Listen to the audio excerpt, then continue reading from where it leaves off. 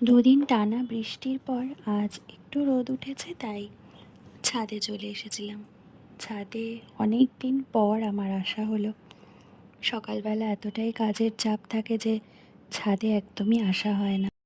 বিয়ের পরে পরে আমি বেশ ভালোই গাছের যত্ন করতাম, কিন্তু তারপর যখন মেঘনা এলো তারপর থেকে আস্তে আস্তে আমার ছাদে ওঠাও কমে গেল, আর গাছের যত্ন করাও কমে গেল। এখন ওই গুটি কয়েক গাছ আছে যেগুলো একটু যত্ন আত্তি পায়, কিন্তু সেরকমভাবে একেবারেই হয় না। তো তাড়াতাড়ি করে এবার নিচে নেমে এসেছি। বেশিক্ষণ আবার ছাদে কাটালেও চলবে না। আজ ওয়েদারটা এত ভালো যে আমার আরও কিছুক্ষণ বসে থাকতে ইচ্ছা করছিল। তো যাই হোক, কিছু গাছ দেখে আমি আবার নিচে চলে এসেছি তাড়াতাড়ি করে। কি না, ব্রেকফাস্ট বানাতে। এখানে রুটি করা ছিল। অ্যাকচুয়ালি আমার শাশুড়ি মা অনেক সকালবেলা রুটিটা করে রেখে দিয়েছিলেন।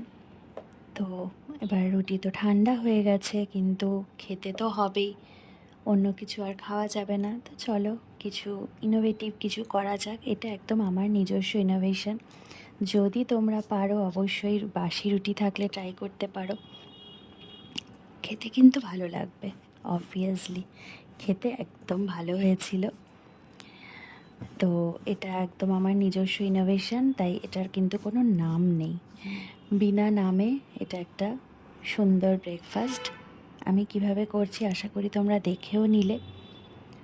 তো অবশ্যই ট্রাই করতে পারো, ভালো লাগবে। সকালটা আমি আমার এভাবেই শুরু করলাম।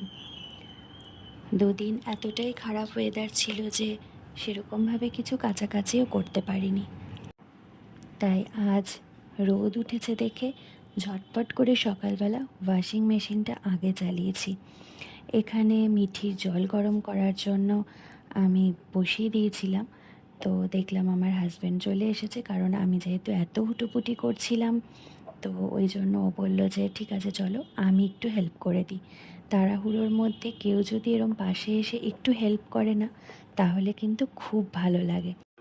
তোমরা সবাই খুব ভালো থেকো, সুস্থ থেকো।